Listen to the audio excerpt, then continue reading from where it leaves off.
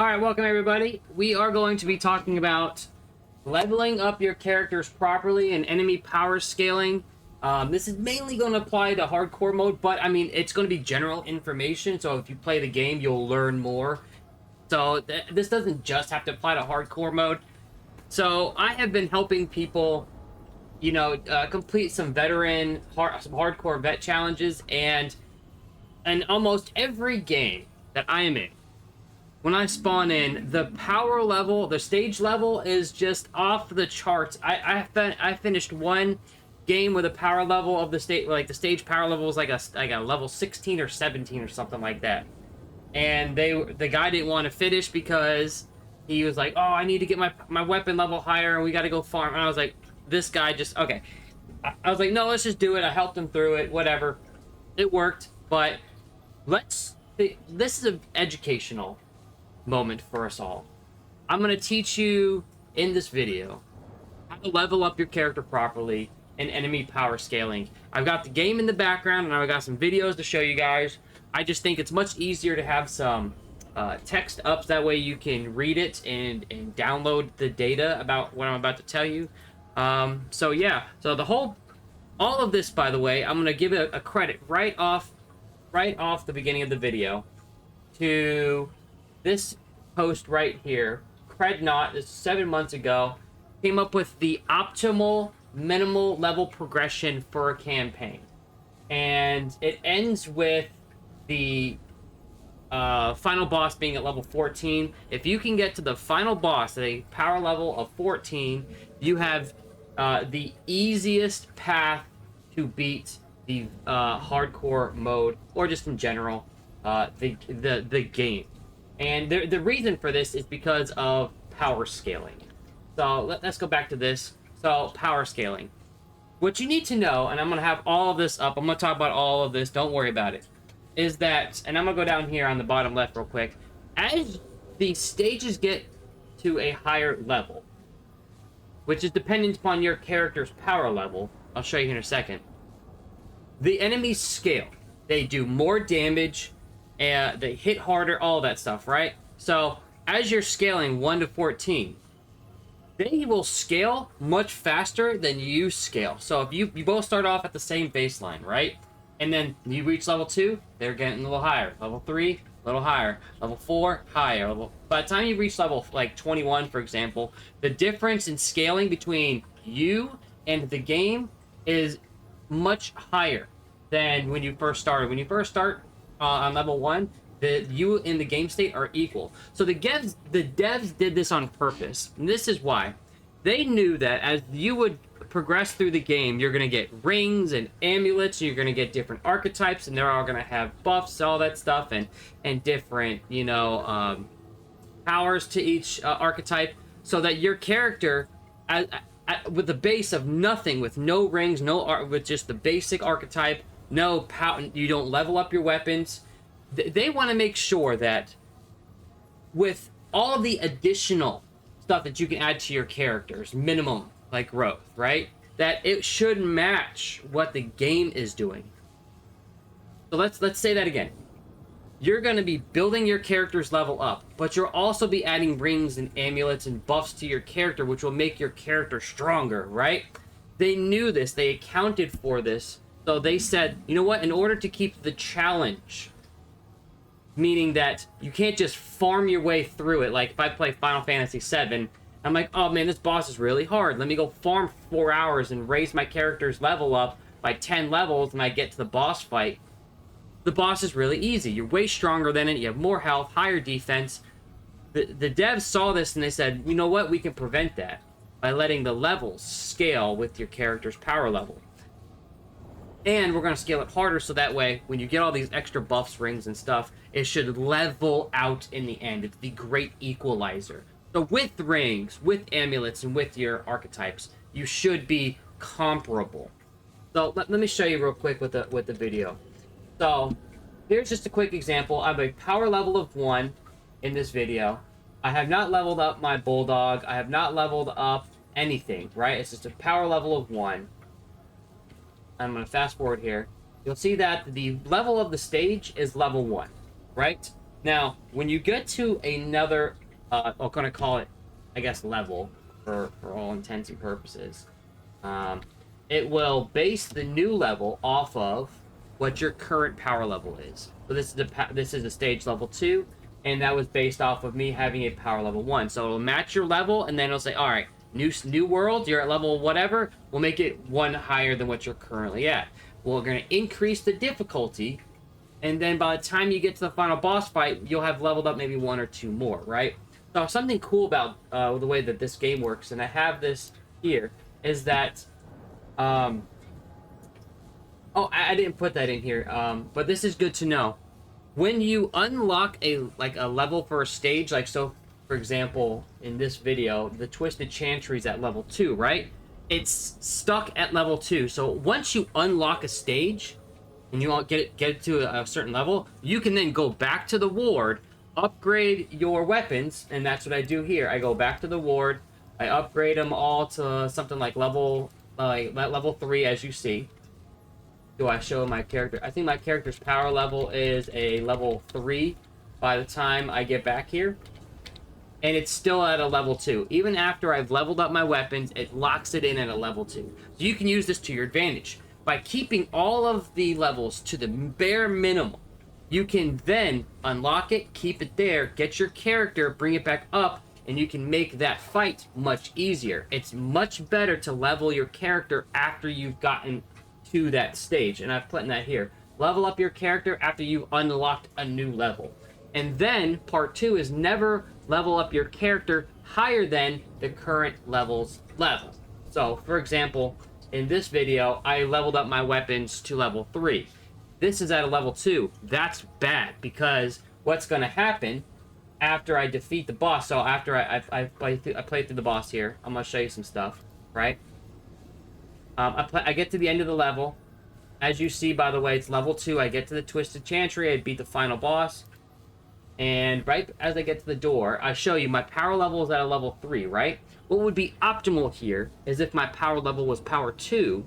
So that way when I open up the next stage, it goes from a 2 to a 3. However, it doesn't do that. What does it do? It bases it off of what my current character level is. It's at level 4. So because my character level is 3, and I unlock a new stage, it says the new stage will be at 4. It has just scaled by 2 levels. It's scaling faster and harder than I am. So this is why in the do's and don'ts, you want to level up your character no higher than the current level's level. Okay? And this is when I say level up your character, this is what I mean over here. You have your primary weapon, you have your secondary weapon, and you have your archetype levels. You can't really control that, by the way, because you just get that through experience. What you can control, though, is, leveling up your primary weapon and leveling up your secondary weapon. So the way that your power level works in this game is that it takes your highest weapons and your highest archetypes. It takes your highest primary weapon, it takes your highest secondary weapon, and it averages those together. It takes your highest archetype level and your second archetype level, and it averages those together. It combines them in the end and says, here's your power level, right? Whatever that formula looks like, even though the devs said it's one thing, some people are saying it's another. That's a different conversation. We know that no matter what, those 4 things that you see up on that screen over there, right, affect your power level. So try to not level up your weapons higher than the current level of the stage. Don't do it. It makes it so much easier. Don't use experience concoctions. I came in on one hardcore vet, and both of them had the green concoction, which gives you like bonus experience. Don't do that. That's gonna level up your archetypes faster, and it's gonna level up the levels faster. You don't want that. So for the same reason, don't use the Sage Stone ring. Take it off, okay? You want to make sure that you have the most health possible with the lowest level possible. That's kind of what this is saying down here, right? You actually are at the most advantageous state after you get through the labyrinth and before you get to Root Earth, because you'll hit your highest health. You can get a health concoction to go with that, and you get some DR. You are the most powerful. Let me show you just an example of what I'm talking about here. Let's go back to the videos. So what I did in this fight against Legion, in the very beginning, I wanted to show you what it's like to take a hit from Legion. So this one has spiteful hardy, the other one has vicious, so it makes it hit harder, but you'll see the difference, right? So I want to show you that, no perks unlocked. I'm not getting any DR. I've got 3 points into vigor, and I'm going to replicate that on a different character, okay? So watch what happens as I take my first big hit right here. I stand behind the pillar. I take my first big hit from Legion, sends it out, give it a second, boom, hits me. And it hits for a little more than 50%. Now, let's say it was vicious. It would do an additional percentage, so it's not going to kill me, though. I would still have some health left over, right? So that's our baseline. We're at a level 2 Twisted Chantry. We have X amount of health. That's going to stay the same from case to case. Let me show you what happens with a different level. So I'm going to stand up here. You'll see my power levels at level 20. These are maxed out. Oh, you know what I do though? Give me a second. I use the whatever that ball is. I use that right there. I get rid of my trait points, and then I get rid of everything. I put 3 points into health. I take one out. Right, so it makes it the same. So, and now what I've done is I'm going to fight Legion. Legion will be at level 21, which is the max level it can get. I have 3 points into my vigor, so everything is the same. Everything is the same. Even the ring that I had. I had the exact same ring in the other build, right? Now watch what happens as I take one hit from Legion. Let's get behind. Boom. Takes it and just wipes out my health bar. Why? Once again, the enemy's scale much more powerful than you do. You don't gain defense. You don't gain DR. Which is damage reduction. You don't gain none of that. It deals more health damage, which is why you want to minimize that power level up here as much as possible. And to go back to this right here, if you can follow this like minimum world level, you will make it as easy as possible. So I've taken all of this stuff and I've kind of put it together onto one screen for you, like all the things I try to keep in mind. That way you can also try to keep that in mind as well. And I've got one more thing here. I know this is a lot, right? And let me move my screen real quick so you can see it. You want to get to Cancer, Venom, and Annihilation at a stage level of 12, 13, and 14. That will make it the easiest possible for you not to get one shot, right? But let's start off with World 1. Number 1, you want to get to the final boss with an SL5. If you get Seeker's Rest right now, FYI, it's bugged. You get Seeker's Rest, you come out, the world level, the stage level is already at a stage level 2. And that makes it much harder to beat Nerud than any other level in the game, specifically Seeker's Rest, because everything else starts you off at 1. This one's bugged and it starts you off at 2. Should not happen. Now, something else you need to know. Seeker's Rest, Morrow Parish, and Forbidden Grove require an extra stage, an extra level. They require an extra boss fight. So you're going to gain more experience on those specific pathways. You have to keep that you have to keep that in your mind, right? So after you defeated your first boss, you don't want to go ahead and level up your weapons and get, straight to level 4, because you're going to open up the second boss at level 5 and you're going to end at level 6. You want to make sure that when you get to Labyrinth, it opens up at a stage level 5. And you want to get out at stage level 6, which will open up worlds 2 and 3 at stage level 6. So and I'm going to show you some gameplay here in a second of a little trick that I've learned that will help me with worlds 2 and 3 after we get through the Labyrinth. Because you want to get to them at a stage level 9. Nothing higher than a stage level 10. Listen, half my runs I get to an SL10. And that's okay. Because it will open up at an SL12 no matter what at Root Earth. Okay? And it's fine.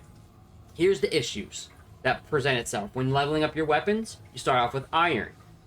Once you hit a weapon level of 5, you now need forged iron. Once you hit a weapon level of 10, you need galvanized iron. And the stage level has to be level 10 or higher as well. And galvanized iron is really hard to come across. So by minimizing the level, you can also maximize the utility you get from your weapon level. You really don't start getting galvanized iron until you get to root earth. And then you only get so much that you can only really level up your primary to like a level 12. You're going to be under leveled, by the way, when you get to cancer, venom, annihilation, which is why I have this little note down here on the bottom left. Once you open up root earth, you are more than welcome to go open up adventure mode. Go farm up as much as you want and try to go farm up some galvanized iron if you want, right? Go to like an easy mode and open up something and then get your character up to level 12 and then open up venom, then open up annihilate. You know what I'm saying? Like you're very welcome to level up your weapons. I don't see the need for it though. I'm telling you, I don't do it. Go watch my videos that I've uploaded. I did the handler recently. Actually, with the handler, once I got to cancer, I just ran straight through. I never went back to the board, and I just fought it as is, and I was able to do it. And in hardcore vet, you really don't have to worry about it either. Okay, let me show you how I approach the labyrinth. Okay, so let's say you're in the labyrinth, right, and you've gotten to the end. Or like you got through the cubes and you're coming up here and you're opening up the worlds for the first time. I always just roll through this guy. I'll come over here. I'll open up this door. Right? It takes you know, a couple clicking, but you shouldn't actually take any hits when you open up this door. You just run straight through everything. After you open up this door, you want to assess the world that you're in. If it's Forbidden Grove, you can open up and unlock Talratha at SL9, and you don't have to worry about the Forgotten Prison. You can actually just go to the other stage and open up that one fully first and flesh it out and beat it. So I got Forlorn Coast here. Now,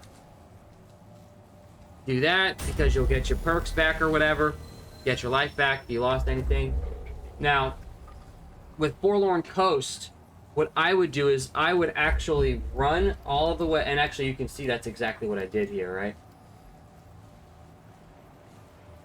I would run all the way to this door first, right? So get through this, beat the preacher, beat all these guys, farm this up, farm this up, farm this up, and then I would open up that level, which is the Great Sewers in this case. And I would, by doing that, you also guarantee that it stays at, what if it's a 6? If it, like right now I'm at level 21, but if I did it properly, this stage level should be 6. I would go open up the Great Sewers, get that to a level 6, then I'd go back to here, and I would open up the other world. You're basically guaranteeing yourself the first runs in the next worlds to be at a stage level 6. It makes it a much easier time to beat. So I would just run past this dude. You really don't have to worry about it. This guy right here will always do something, so you want to roll. That's not open. Usually, yeah, that one's open.